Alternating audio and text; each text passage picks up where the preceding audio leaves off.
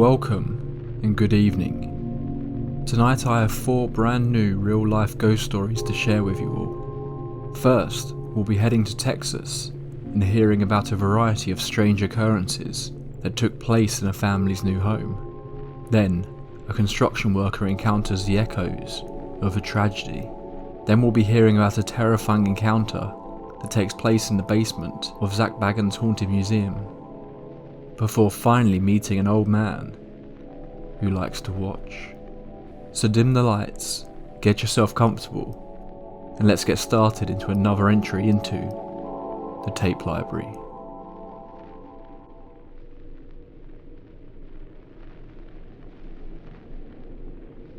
I rented a haunted house in El Paso, Texas. Anyway, back in 2011, I was living in a house in El Paso, Texas, for a year with my 2 sons. It was a nice place with a huge backyard for our dogs, and 3 bedrooms, 2 dens, and a 2-car garage. Great place for the price I was renting it. Also, the landlord lived across the street from me, so he was always close by if needed.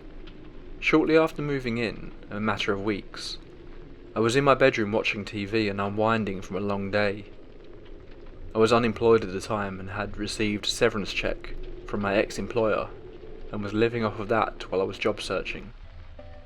My bedroom was right across the hall from my youngest son's bedroom, and my oldest son had his bedroom next to mine, as he was disabled, and there were times I would have to get up in the middle of the night if he needed to use the bathroom. Late that night, I heard singing coming through the AC vents, and assumed it was my son's girlfriend, who had just moved in with us and had a great singing voice. I chalked it up to that and told myself that I would speak to my son about it in the morning. The following morning, I asked my son about it with his girlfriend there, and he told me that he thought the singing was coming from my room. They thought maybe I was watching something on TV and just turned up theirs to block out the song. Weird. This house was an older house, built in 1959, and built in an L shape, with one side of the L having bedrooms and bathrooms, and the other side had the den, dining room and kitchen. Another room that could be used as an office or spare bedroom, and it ended with the garage. All doors and windows had wrought iron. It started that when we would leave the house, we would lock the wrought iron door going into the house from the garage. And many times upon our return, the door would be unlocked. The same happened when we were in the house. The door would remain unlocked while we were all inside the house, but many times when I would have to go out to the garage, the door would be locked. Also, this house had been renovated. It had new tile, carpets, cabinets in the kitchen and such. But certain rooms had these old style push button light switches. They would be lit if the lights in the room were off, and then you would push it and the switch would make a loud audible double click. Sounded kind of like a ka-chunk, and the light would turn on. In the hallway, the guest bathroom's light started turning on at different times of the night, but only when we were awake. We could be watching TV in the den and you would hear the click and the light in the bathroom would be on. No one was around when it did this, and we could find no reason for it to be doing this. I remember shortly after we had moved in, I had a brother over to help me connect all of my devices to connect a new Wi-Fi modem. After he had got done getting everything set up, it was dark outside, and he asked where the bathroom was. I told him, first door on the left down the hallway. I heard him go in, press the light switch, ka-chunk. And as I heard him relieving himself, the house was not that big of a house, I heard the loud ka-chunk again. Then my brother screamed out, "What the fuck?" He flushed and came out. We told him we had all heard it, and told him this was happening on a kind of regular basis. As we were settling in at this house, I bought a touch-sensitive lamp that I could place on a table next to my son's hospital bed, so that those times he called me late at night, I could just go in and tap the light and have light in his room. From off, if you touched the light once, it would light dimly or low. The second touch would be medium. A third touch would put the light at its brightest setting. And of course the fourth touch would turn it off again. Well, after about a week that this light was there, it started to turn on in the middle of the night. But it always seemed to turn on between 12 AM and 2 AM, and it was always on at the second medium setting, never the low or high setting. There was no way that my disabled son would have been able to reach that light, as it was to the left of his bed and out of range of his hands and arms. He has had limited range of motion in his arms after his car accident. This light turned on every night without fail. There were several times that I would try to stay awake, just so I could catch the light turning on, and run into the room to catch our invisible culprit. It never worked. I could be sitting up in bed with my door open, watching for the hallway to brighten from the light being turned on. I was never able to catch it. As soon as I would start to doze off and my eyes would close, I would snap awake and the light would already be on. At this time, I downloaded a Ghost Hunters app on my iPhone to test some things out. That night I was walking around the house trying to get EMF readings. They were highest in my son's room. My brother was over again that night and told me it was probably picking up the electrical current from the wiring in the walls. So we decided to kill all the power to the house at the main fuse box and to check the room again. Even with the power turned off, the EMF readings were high in the guest bedroom and highest again in my disabled son's room. One night I had my girlfriend staying over, and that night after we had our fun, we opened the door to my room so if my son called, I could hear him. We went to sleep. I woke up to her screaming, yelling that someone was at the door. I looked, and sure enough, there was a shadow figure at the door. I'm getting goosebumps just typing this. I jumped out of bed as I saw it move to the left of the door and ran into the hallway. From there I saw the shape go into the bathroom, the same one that had the light being turned on by itself. I turned on the light, my hands shaking, and the room was empty. I could not get my girlfriend to go back to sleep, and she packed up her stuff and left. The next day I decided to go across the street to speak with my landlord and tell him the things that were happening. It was then that he told me he had bought the house after the woman that had lived there had passed on. She died in the house, and he bought it and turned it into a rental property, and I was his first tenant at that house. After I told him all of the things that were happening, he told me that he was willing to rent a video camera and we could set it up in my son's room. I told him maybe, that we would just see how things progressed, as no one had been harmed and whatever was in that house did not seem malevolent in any way. As weeks turned into months, and each night passing meant me waking up in the middle of the night to turn off the light in my son's room, as it would wake me up eventually. The doors around the house would lock and unlock themselves. The light in the bathroom would turn on and off. We kinda got used to it. One night I was asleep in my room and I had the AC on, and the ceiling fan was on in my room as the El Paso summer nights can be hot as hell.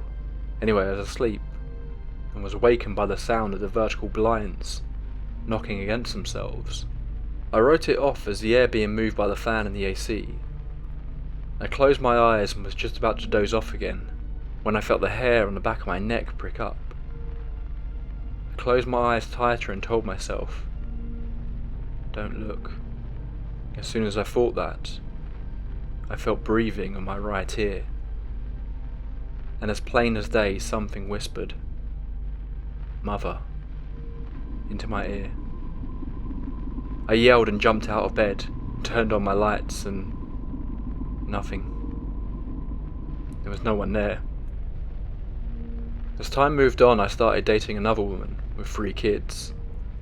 And when things started to get serious between her and I converted the room that could be used as an office to a spare bedroom with a set of bunk beds and another small bed for this girlfriend's youngest daughter, as they would come over and started spending weekends with us.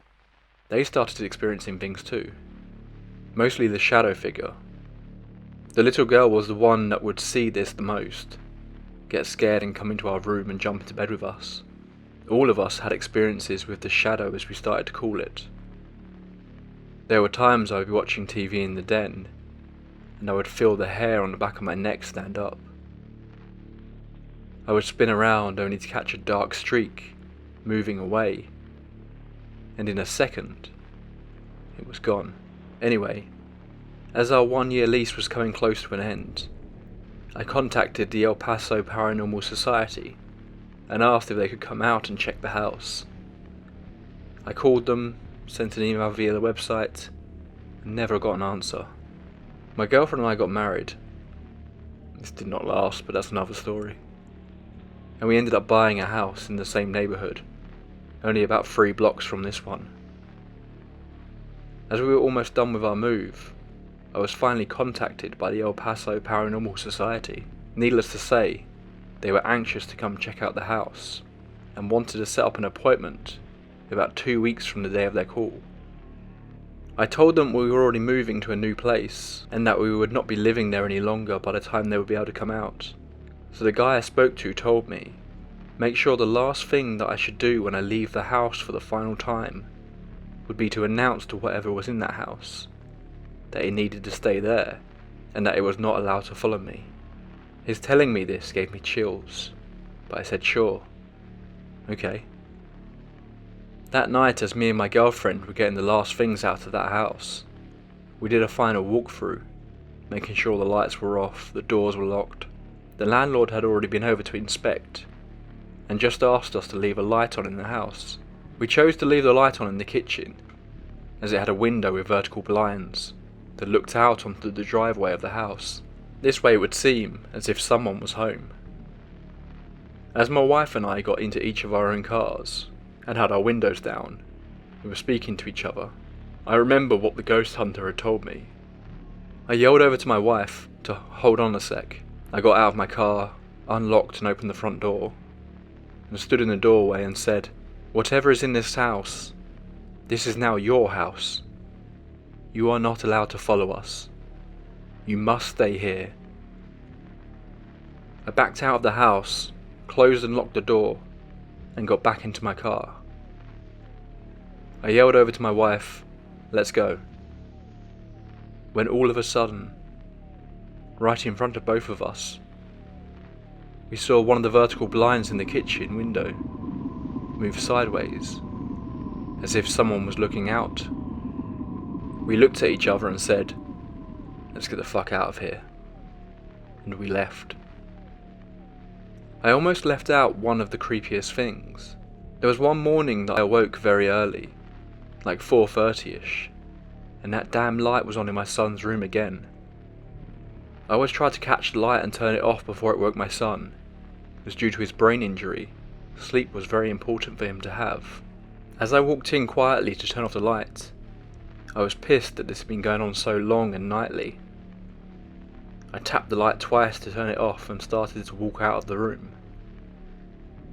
I stopped at the foot of my son's hospital bed and said out loud, "If there is something here, turn on that fucking light." And almost immediately, the light turned on. I did not realise that my son, who I thought was asleep at the time, woke up. The look of terror on his face shook me to my core. To this day I still have nightmares about that morning, and the look on his face. After that morning I unplugged that lamp and put it away in the garage. The house is real. It's located at 2921 First Street in El Paso, Texas. You can Google it and see it looks like a normal house. You can even see the kitchen window that's close to the driveway that had that single vertical blind pushed sideways that last night there. Update. Now for the kicker. Since I made the original post, I have been contacted by 2 persons that knew this house and knew the couple that lived there. As mentioned earlier, the woman that lived there previously died in that house. What I did not know was that she died and stayed in that house, undiscovered for a little more than a week. Eventually the police were called out by one of the persons that had contacted me about my original post to do a wellness check, due to mail and newspapers starting to pile up, and no one answering the door when they would knock. After the police gained access to the house, she was found dead in the hallway, between my son's room and the bathroom, with the light that would turn on and off all times of night. Also, I was told this lady that lived in that house became very angry and hateful as she grew older. She was paranoid and developed dementia. She became so hateful and cruel that she alienated all of her family, even her husband, who eventually moved out and paid the bills while she lived there alone. Then he passed, the husband. This lady kept the urn with his ashes on the kitchen table that looked out onto the front driveway, the same window that had the vertical blind pushed sideways, as if something or someone was looking out at me and my wife. I was told that the room my son slept in, as the lady suffered more and more from dementia, she made a shrine of sorts, with paper after paper taped to the wall, asking God to save her, to not hate her, to forgive her, for her family to love her. This same wall where my son was set up in that room had his medals from track and cross country, pictures of his friends, newspaper articles. I was even told by the same person that when she was younger, one of this lady's daughters told her, when this daughter was a child, that she did not like to be in that room because a dark smoke came out of the outlet at night, the same outlet that my son had his touch lamp plugged into. This means that there was something in that house, even while the couple that lived there were both still alive. As told to me by this same witness, this house was the first house built in this subdivision back in 1959. I wonder now, what was it built over? Believe me when I say that there was much more that happened in this house that I did not cover. So much in fact that I always thought about writing about it as a book. My own tests and traps that I set up to try and document proof were kinda crazy too. I went so far as dusting the metal dome of the touch lamp with flour, just to see if there would be any prints, running thread the same colour of the carpet, an inch from the floor across my son's doorway, so that it was almost unseen, hoping to see the string snapped from whatever was entering my son's room at night. Never got a damn thing. It has been years since I lived there. This house is very close to my son's mother's house.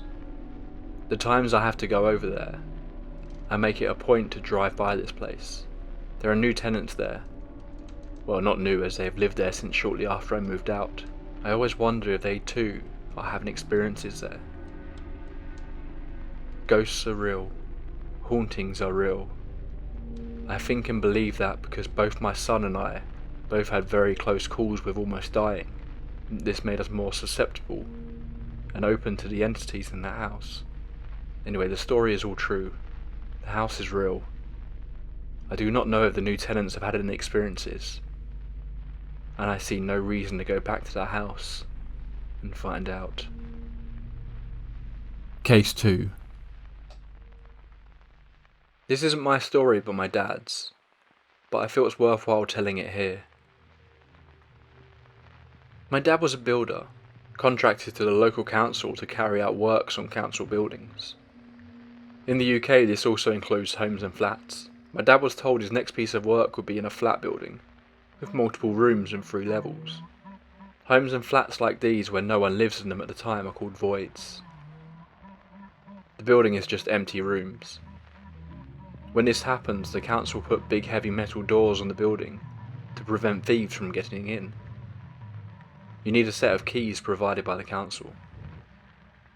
To get ahead of himself, my dad wanted to see the scale of the work he would be undertaking, rather than going there completely under-equipped and unprepared. So my dad opens up and takes a look around. 4 rooms on ground floor, same on second and third, all connected by a staircase, which had a central shaft through the middle. You can see right to the ceiling on the third floor. Stairs have metal bars for railings. A big job, but achievable in a few days. Gut the place out, replaster a few walls, and a repaint job. My dad goes to lock up, but he feels someone behind him. This, I'm told, is not uncommon. Local people see builders go into empty buildings, and they want to see what they can take. So naturally my dad turns around. "Mate, you're gonna have to leave, I'm locking up." But he said it to no one. No one was around him or had been in the building. Thinking this is just an odd sensation, he thought nothing else about it, locked up and went home. My dad told my mum what happened, but it was more of a passing remark. Like, "Oh, this happened today, weird." And nothing else was said. Anyway, the weekend passes, and my dad and his friend Martin go back to the job on Monday, and begin opening up and proceeding with the work. A local resident walks up, and asks them how things are going, to which both agree it's going well, and some other small talk. He changes the subject. "It's a shame what happened in there, isn't it?" Both my dad and his working friend were confused. "A shame? What's a shame?" "Poor girl came home from school a few months ago, and saw her dad hanging, tied himself to the railing and jumped." My dad, of course, was now scared, and felt that familiar shiver go up him. He didn't tell the local guy what he had felt, but he told his friend. Martin refused to go in the building alone, and they both agreed that they would always leave the central door open to make sure there was an exit if needed. My dad would be the first to tell you he doesn't really believe in ghosts, and he would also say he has never seen a ghost, but he did say this was the oddest experience he has ever had, and still cannot explain it. Do you enjoy hearing real-life tales of the paranormal? Then please give this video a like. It really helps support me and means I can bring you even more of these stories. Also, if you haven't already, then be sure to subscribe. YouTube tells me everyone who is watching this video is already subscribed. Everyone except for you, that is. It would be a shame if you, yourself, were to end up becoming an entry into our dark library of horrors. Case number 3. My husband and I visited the Haunted Museum in Vegas. We upgraded to the RIP tickets, and we were the only ones in the tour group that had been upgraded. So part of the upgraded experience is you get to go down into the basement. I was excited to go down, but nervous that it was just my husband and I going down. I started down the stairs, followed closely by my husband. I got to the first doorway to the little hallway, and I immediately was overwhelmed with an uneasy negative feeling. Everything in my body told me to turn around and run back up the stairs. I ignored that and started down the little hallway to the room with the pentagram on the floor. The uneasy feeling kept getting worse and worse. I felt like something was watching me. I got to the doorway of the room with the pentagram, and I just had the gut feeling to turn around and run. I turned around and looked at my husband to tell him I wanted to go back upstairs. And when I turned around to look at him, I saw standing right behind him a figure dressed in a hooded black cloak. I know my eyes weren't playing tricks on me, because the figure was as clear and solid looking as my husband. I have also seen many spirits in my life to know this was one. I closed my eyes and ran back down the hallway and up the stairs. I returned to the museum a couple of months later and went back down to the basement, and I didn't have the uneasy feeling. I didn't experience anything else in the basement. Case 4. Before I moved to London, I used to live in a 1950s built house in Hampshire, UK. My parents had purchased it in '99 from an old couple who had lived in it since it was built, so no one had died in it. The first strange thing that happened was the cats wouldn't stay in the house. They would always bolt out for some reason. After my parents started renovating, my brother and I started to feel like we were being watched in the house, and at night in the living room. You would always feel like something was watching you through the new glass doors from the hallway or the stairs. After a while, if we were sitting downstairs, we started to hear footsteps moving from my bedroom in the room above, walk into my brother's neighbouring room, then across the landing to the hallway to my parents' room. My parents both dismissed it as the pipes cooling on the floorboard settling, but you could distinctly tell exactly what boards the footsteps were treading on. At one point friends came over. I was alone, and as you walked down the street, you could see into our living room. They asked if I had relatives staying, as they had seen people sitting on the sofa. Things started to move. You'd place shoes by the door, and then it'd be under the stairs. Or things like keys would be moved somewhere else. Then it gets really creepy. One day I'd run a bath, and was listening to music on the computer in the study in the next room. It had been a while and the music had stopped, as the PC had gone into standby mode. I'd been in the bath for about an hour and fell asleep, and as the water had just gone past my nose, the music on the PC shot back on louder and woke me up. Bearing in mind in those days you had to mash the keyboard or really jiggle the mouse to wake up the computer, saving me from potentially drowning. I took this to be whatever was in the house wasn't bad. However, a few weeks later, I woke up bolt upright, like something had woken me up. Must have been around 2 AM. My door was open onto the landing, and it was a bright full moon night, shining through the hallway onto the brick landing. I looked, and to my terror, I saw an old man. He wasn't standing up. It was like he was laying down on the stairs, and his head was at foot height, staring around the landing wall, directly at me. The moonlight was on his face. It haunts me to this day. I closed the door and slept with my light on for the rest of the night. My parents sold the house in 2004 when they moved to New Zealand. And when I spoke to my dad about it later, he said he knew something was in the house. It hadn't wanted to scare my brother and I. He'd had his own experiences. He'd heard the same footsteps on the floorboards, and in the mornings when he'd get up and make tea for Mum, he'd hear footsteps behind him in the kitchen, walking towards him, something brushing past him, and the taps would turn on by themselves. Years later, when I told him about the old man I'd seen, he said on a few occasions he'd be in the lounge at night, and in the reflection of his reading glasses, he could see the exact same man sitting in the armchair behind him. My dad is a massive skeptic, policeman back in the day, and a no-nonsense project director. Apparently he was so freaked out he went to the public records office to see what our house had been built on. The area had been made up of old mansion estates back in Victorian times, and it looked like our kitchen had been built over a pathway leading from the old big house to an ice house building.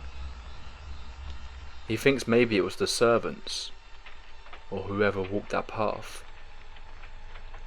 Very spooky. Do you have your own paranormal encounter? And please do get in touch and let me know. I try to read out every story I get submitted, so if you'd like your experiences to be logged in the tape library archives, you can find my email address in the description. Want more creepy real life stories? Or maybe something a bit deeper, to really sink your teeth into, why not check out these videos next? That's all for this entry. Until next time, pleasant dreams.